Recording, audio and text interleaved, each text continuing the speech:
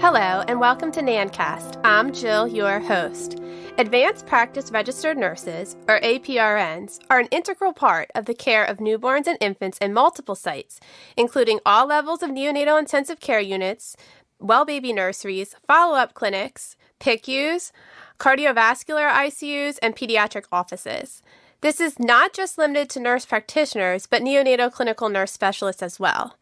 Neonatal APRNs are neonatal nurses with specialized education in the care of the newborn and infants up to 2 years of age and are one of the few specialties that are both primary and acute care. The National Association of Neonatal Nurse Practitioners, NANNP, represents neonatal APRNs within the NANN organization. NANN wants to represent all APRNs in the neonatal world, so here on NANNcast, we have developed a special series to communicate with all of our APRN members to share hot topics and new developments for APRNs as well as NICU nurses. On our first episode of NANNcast APRN series, we are going to discuss the hot topic of the NNP shortage. The bedside nursing shortage is all over the media right now. However, we aren't hearing much in terms of advanced practice nurse shortage, but we all know it's there. Has this crisis crossed over into the realm of APRNs? What are some strategies that could be implemented to prevent this shortage? It is up to us to strengthen our efforts and develop more innovative ways to recruit talented nurse practitioners. Today, I'm joined by Council Chair, NNP and DNP Program Director at the University of Tennessee College of Nursing, Bobby Bellflower, as well as Michele Savin, an NNP and NNP Program Director at Thomas Jefferson College of Nursing, to share their perspective on this issue. Let's get right into it. We're all aware of the bedside nurse shortage. It's all over the media, especially now during the COVID pandemic. We aren't really hearing much in terms of advanced practice nurse shortage, but we all know it's there. We're at the bedside. We can see that we don't have as many NNPs that we did previously. Why do you think we have this issue with a shortage of neonatal nurse practitioners? I think one of the reasons that we have the shortage of neonatal nurse practitioners is that we don't have the number of neonatal nurses going into APRN practice, whether it's clinical nurse specialist or neonatal nurse practitioners. And when you talk to neonatal nurses and ask them why they choose not to go, and Michele and Barb can address this too, but when I talk to them, they say, well, I don't want to work weekends, as many weekends as you have to work, or I don't want to work nights. I don't want to be your age and still have to work so many nights. Of course, that makes me feel old, but that's one of the things that they tell me. So as an NNP, you will have to work nights and weekends. It's a 24/7 job. But it is so rewarding. I absolutely love what I do. Michele, what do you hear? A similar thing, Bobby. I think there's certainly many of us who are of an age where we're getting closer to retirement. And at this point, there's a lot of an older skewed population of our group as a whole for neonatal nurse practitioners. And I do hear about concerns about work-life balance and about the types of schedule that you have. I think that's the best thing about my job. I think that I would never have wanted a Monday through Friday job.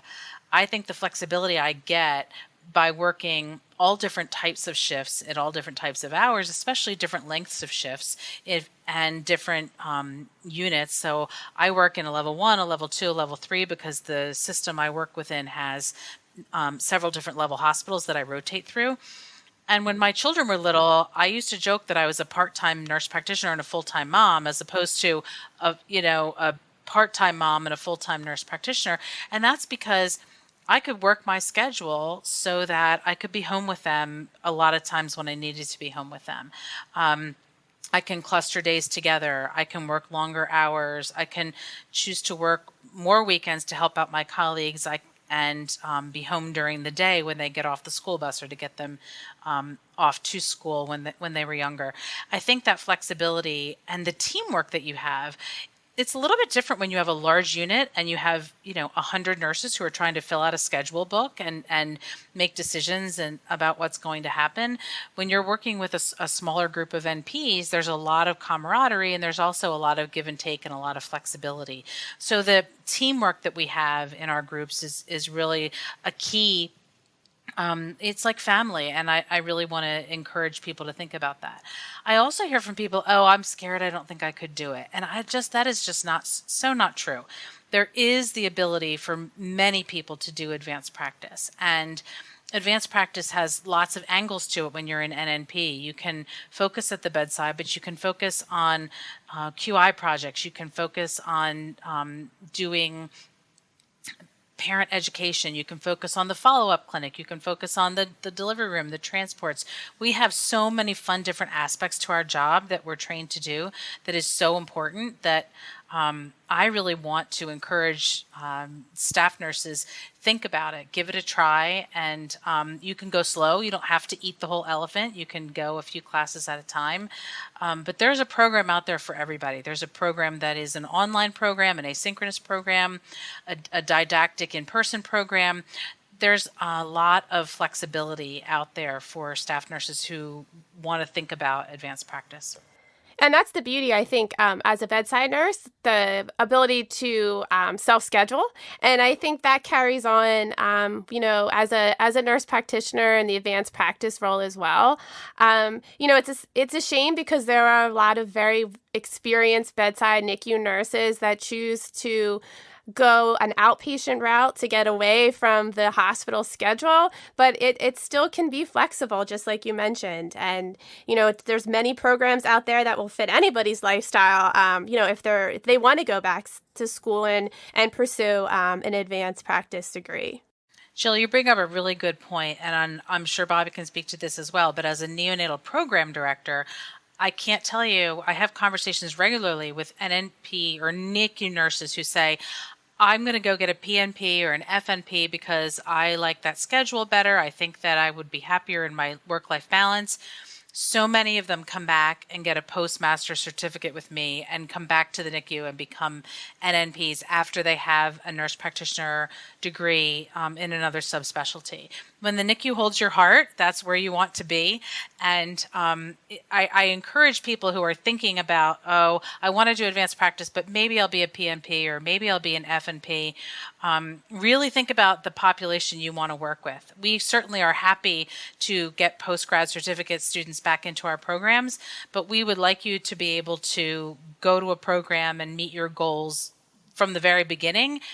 And by the way, when you practice as an APRN, you have to have specialty hours in the competencies that you are trained for. So if you become a PNP or an FNP, you have to practice across that whole spectrum to keep your certification up. So you can't be a PNP and only work with small children, and you can't be an FNP and only work with children up to age 18. You're going to have to deal with the population focus, the entire population focus of that NP specialty. Bobby? That's right. I agree with that 100%. I can't tell you the number of students that we have that come back, just like Michele's program, that come back and say, I thought I wanted to be an FNP, but there's really no such thing as an 8-to-5 job. FNPs or PNPs oftentimes have to work on the weekends. They work in urgent care centers, things like that. So in today's world, there's really no such thing as a 9-to-5 job.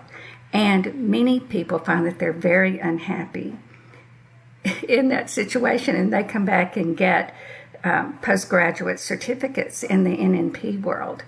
And they're so much happier because many of them have only ever worked as a neonatal nurse. So I would encourage neonatal nurses that if you're looking into the APRN world, just as Michele said, but you can't decide, you think that having a primary care PNP focus will give you better work-life balance. That does not always work. And so talk to someone very carefully, decide what you want and where you want to do it, and go from there. I think one of the other things that we do want to talk about is how the NNP shortage affects other aspects of APRN practice in the NICU. I also just want to point out that, the neonatal nurse practitioner role is both primary care and acute care. You can't get that really anywhere else. And if you really love follow-up clinic or older children within our scope, you want to be in a developmental follow-up clinic and do more of those neonatal primary care things, you can do that with your NNP. Our scope of practice is 0 to 2.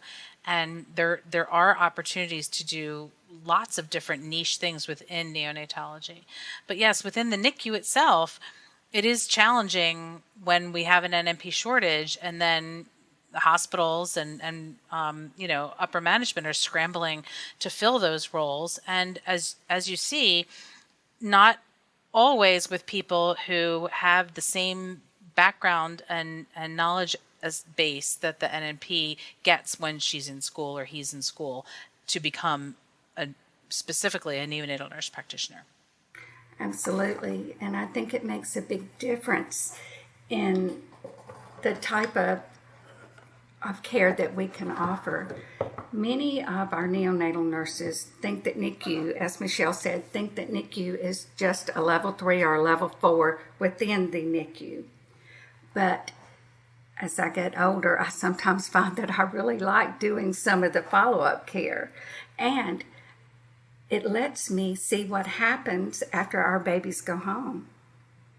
Some of the other niche aspects of neonatal care, in our area, we are considering having some of our NNP specialize in cardiology, so that we would have a NNP that focuses on cardiac babies and would work in the CVICU, which is right next door to the NICU, those types of things. So there are many, many opportunities for areas that you really enjoy. Now, cardiology is not my favorite area. That's not what I want to do, but there are some people that really, really love that aspect of things.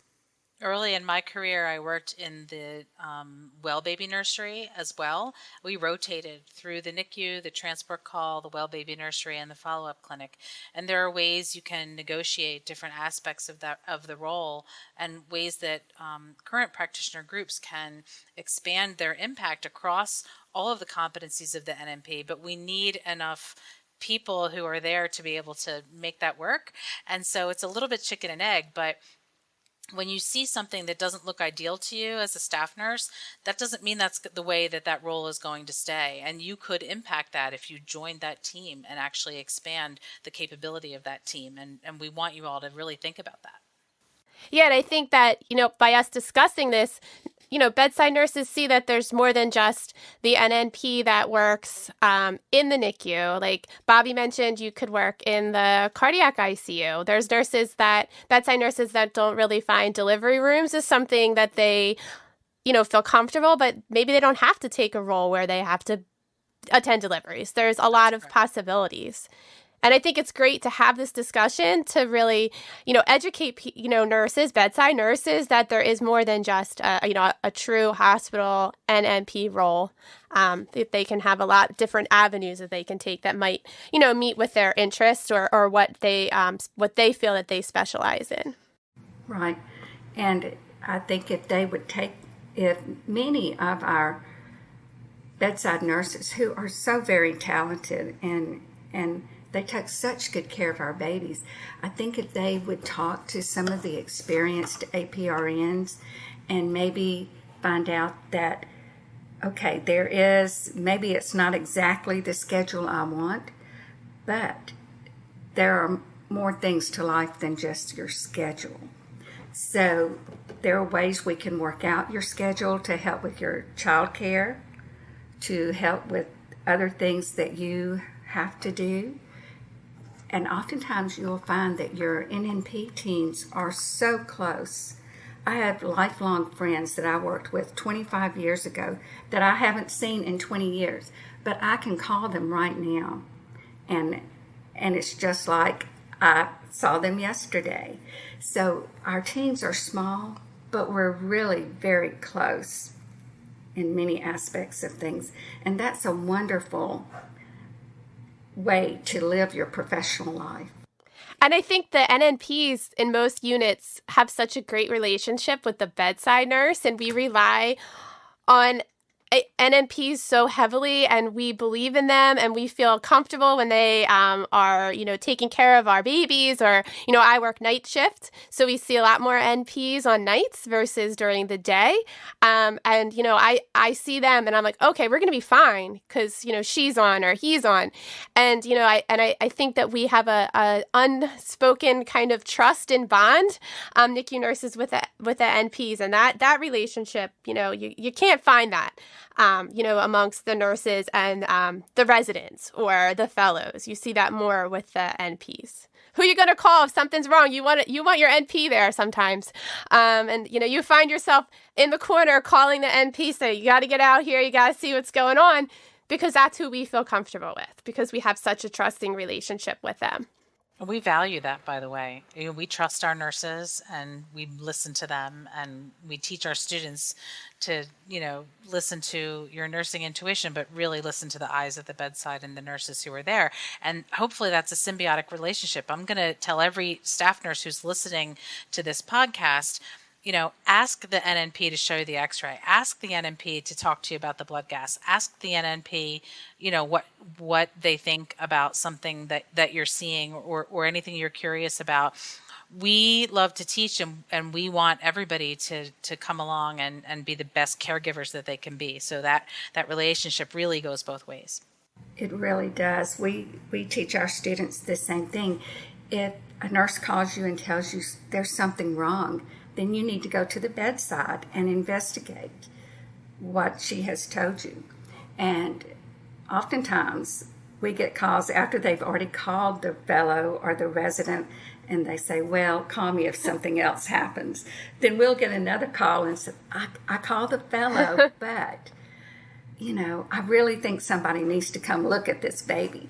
So we'll go look at that baby, and we tell our students, when you get a call, it's just like when you get a call from the mom. Who knows that baby better than the nurse that's been at the bedside for 12 hours, 3 days in a row, or the mom that's been there with the nurse 3 days in a row, and they tell you there is something going on here that is different, then you need to go investigate that. And so we think that's so important that our students know and understand that. And of course, many or most of our students are working neonatal nurses while they're going to school. So they tend to value that, just as Michele said, because they've been in that situation just as we've been in that situation too. So we want the bedside nurses to understand that we appreciate them so much. It's great to be on the team together and to have that symbiotic trust, to be able to figure out the best treatment for the baby, to guide that sick baby all the way through the process and guide the family and be able to meet the challenges and then discharge them and follow them up. Something that's really important for bedside nurses to think about when they're considering the role is the fact that we're becoming more and more autonomous, that in a level 3 unit, it's an interprofessional team all day, every day, and we value that interprofessional team. But more and more states are evolving toward more autonomous practice. And in the primary care aspect of our role, you could go and open up a developmental follow-up clinic, for example. You could work and independently or, along with a team. You are going to, especially as the roles grow and the autonomy grows, as more states embark on independent full licensure and top of licensed practice, there's going to be a role for neonatal nurse practitioners to really evolve, and you could be part of that evolution. That's right. It depends. There are now, I think, 24 states that have full practice authority, and it will depend on what state you live in, but that's almost half the country has full practice authority, where you would have the right to develop your own clinic. How cool is that? So you can be, that's an ultimate in charge of your own schedule and your work-life balance if you have your own clinic. And developmental care, that's a cornerstone right. of a bedside neonatal nurse, right? And if you love that and you love neurodevelopmental outcomes, like Yes. that's a great role that you can take and advance your degree and be able to open up that clinic, and support those babies after discharge. Right. You could even be doing research and advancing the core knowledge base in neonatology. It's hard to do those long-term types of studies, but even if you wanted to address family care, there's a lot of different aspects that you could touch on as an advanced practice nurse. Our primary role certainly is at the bedside, but we do education, and we do research, and we do advocacy, and all of these things are aspects of the role, and you can do as much or as little as you want. The other thing that Bobby mentioned is the different across the country right now, each state has a different sort of Nurse Practice Act and different rules that you work under. The shortage is more acute in some places than others. And if you're somebody who has an interest in a challenge, if you were a travel nurse, for example, or if you've always thought that you wanted to do something like that and challenge yourself to go someplace different and try something new, there are opportunities across the country to go and do that. And if you're younger in your career and you have a little bit more flexibility, the sky is the limit for places you can go across the country. Once you have an APRN license, you can get licensed in other states. The certification is a national one that we all sit for. And then you can go and advance your practice in lots of different areas. And there is opportunity for jobs and for development in lots of different places across the country. Right. And a lot of people love being travelers as nurses and as APRNs.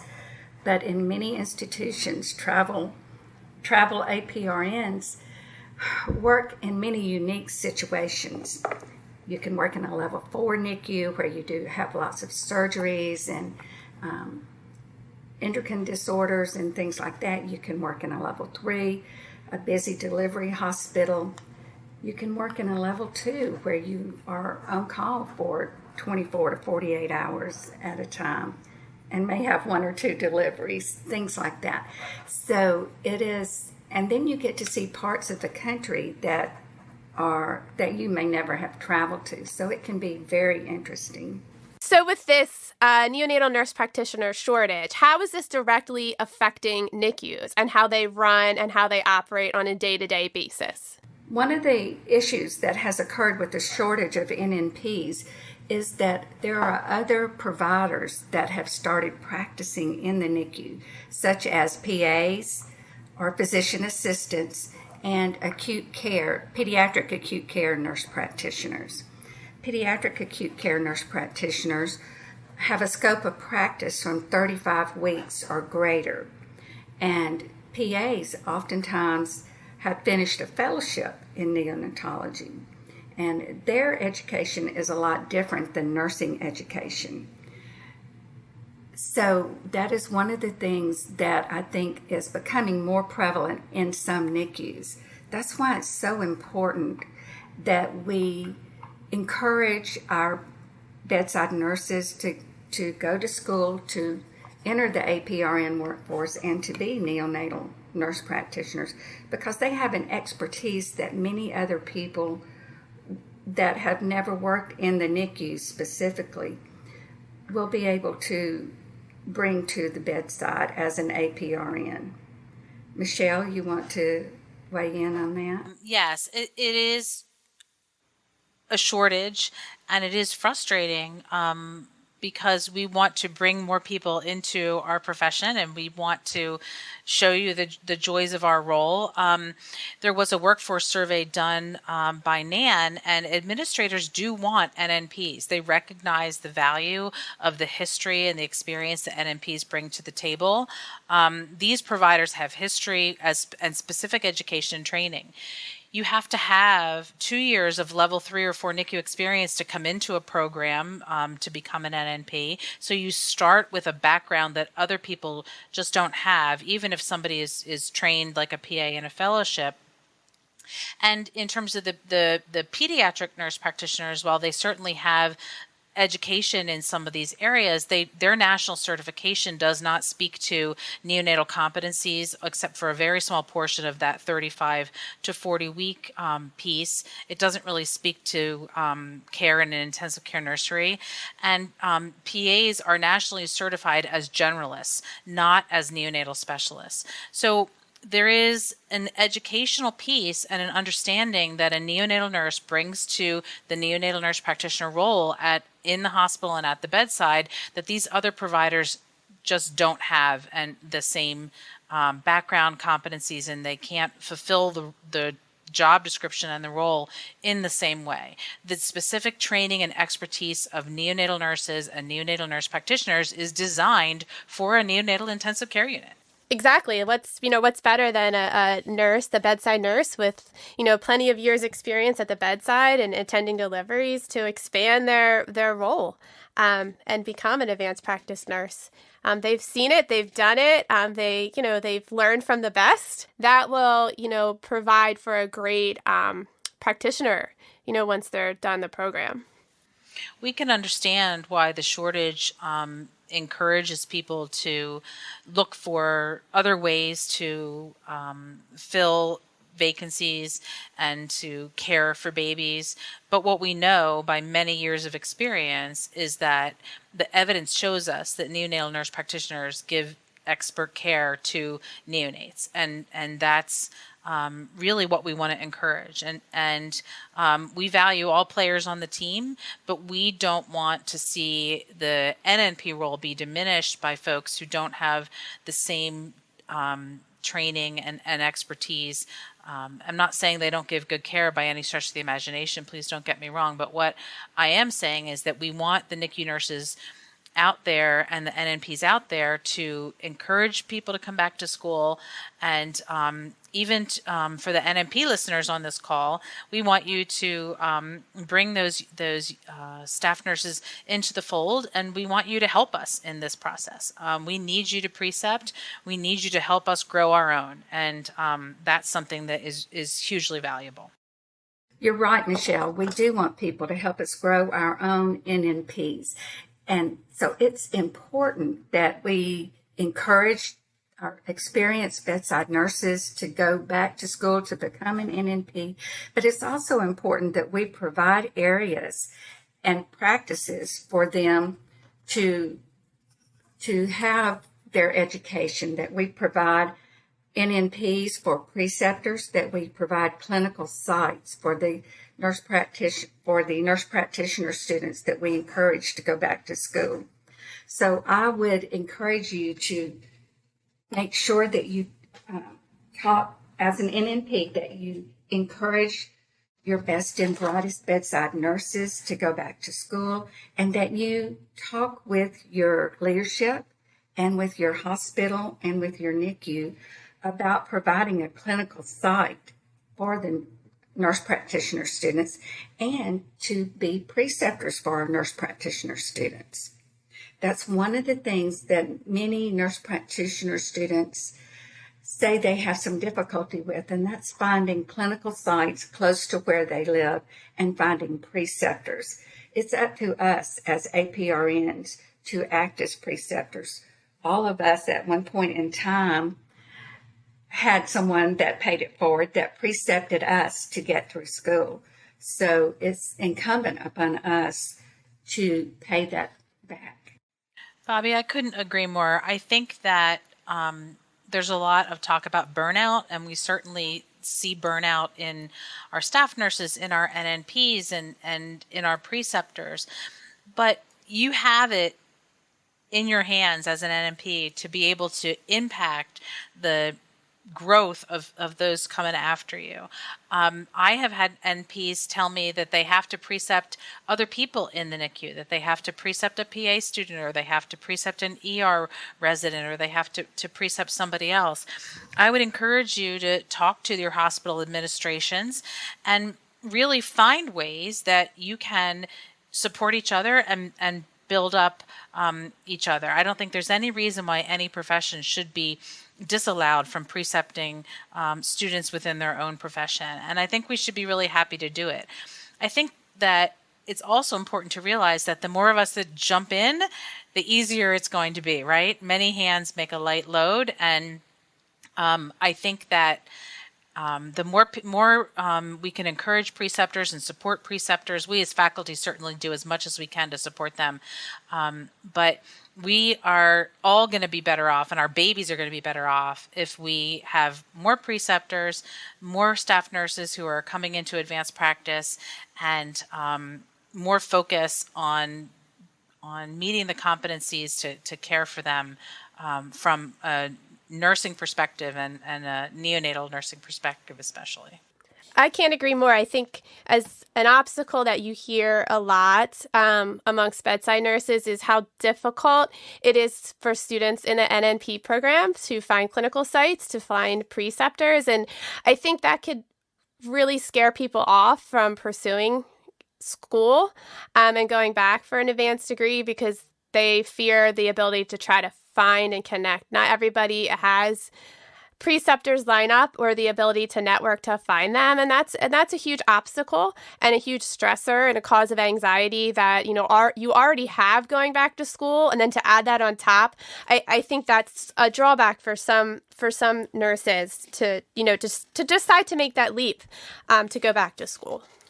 What I would say to those nurses, Jill, is we as program directors have a responsibility to the students that we admit, and we work really hard hand in hand with our students to find them the best suitable clinical site. It's not always easy. It's not always perfect. The more NNPs that precept, the better off we'll be. But just like the nursing shortage is variable around the country and the NNP shortage is variable around the country, the availability of preceptors is the same way. It's not the same in Philadelphia as it is in Tennessee, as it is in Wisconsin, or as it is in California. So don't be discouraged by that. Talk to the programs you're looking at, ask questions, and it's a partnership when we work with students. So that shouldn't dissuade people from wanting to apply. Please, apply. That's right. That's really true. There's about 35 to 37 NNP programs within the country. And as we talked about before, each one differs in a certain respect. Some are master's programs, others are BSN to DNP only programs. And so decide what you want. Investigate every program very carefully. Some are absolutely commit to finding preceptors for their students.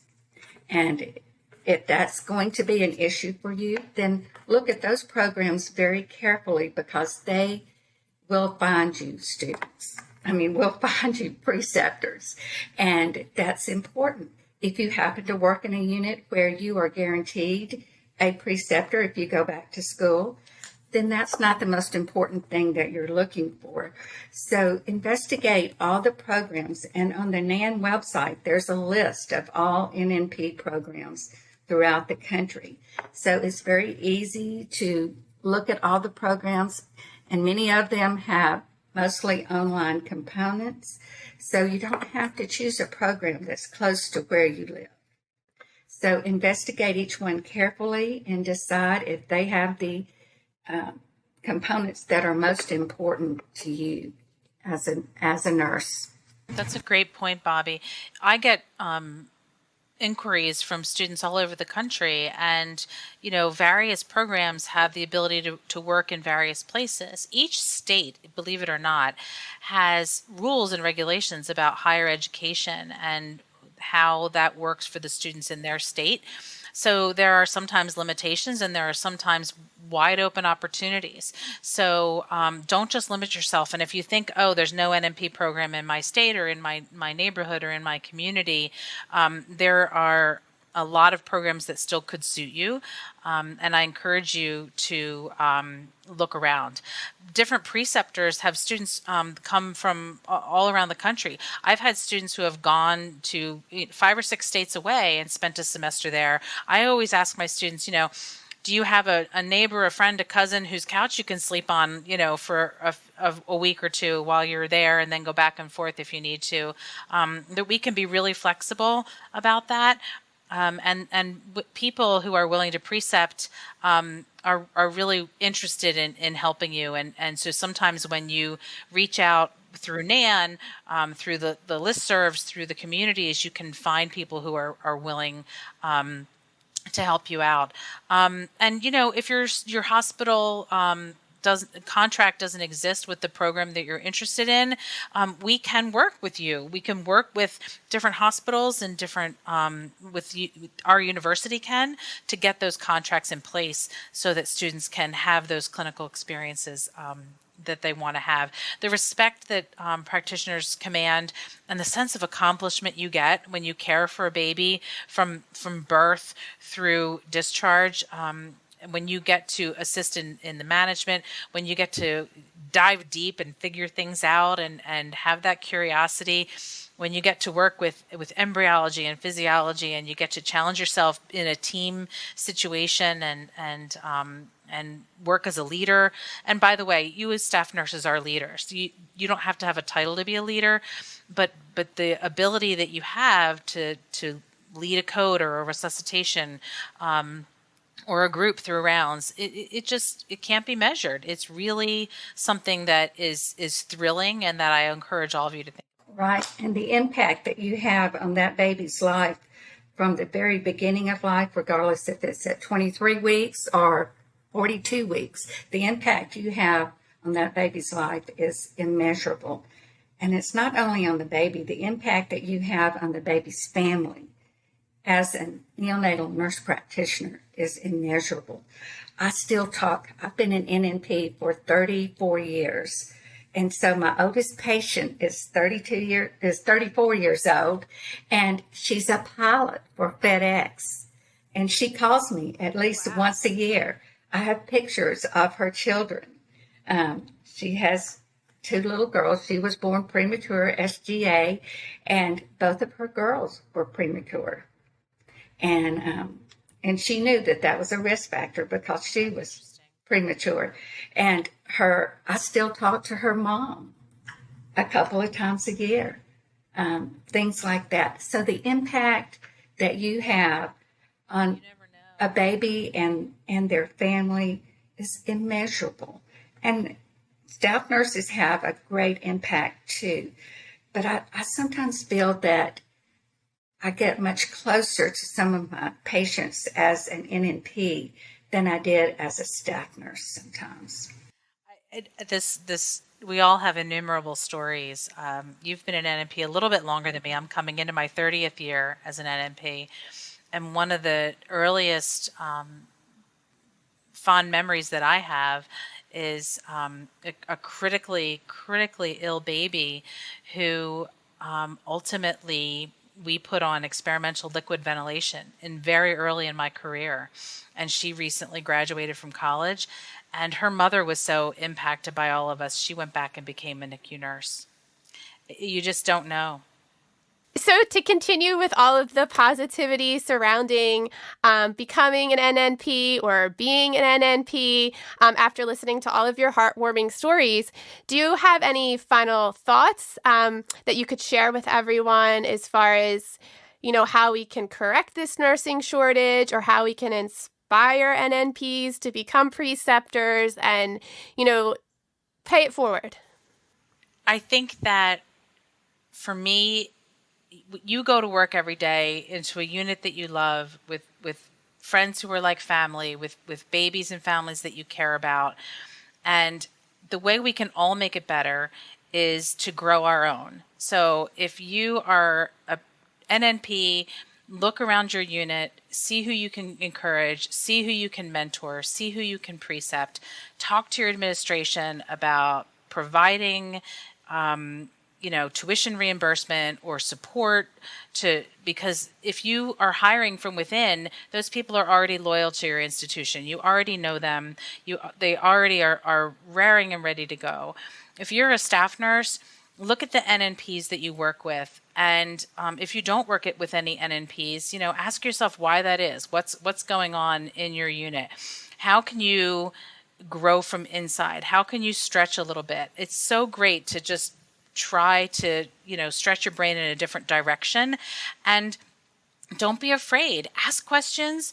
Think about going back. Think about how much you can impact the care of your babies and your families right there at the bedside as an NNP. After you've been a staff nurse, you can stay at the bedside. You can move beyond the bedside. You can move into creating more opportunities for the babies and the families in your unit. So really, we have to just look in the mirror and say, we can do this. We can improve the shortage of NNPs. We can improve the care our babies get by looking internally and growing our own. It's a win-win for the institution, for the staff nurse, and for the NNP.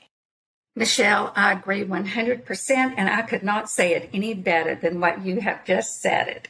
So I think it's important that you utilize the knowledge that you gained via this podcast, that you network with people, check on the website at NANN for any programs that you might consider attending. They're all listed there.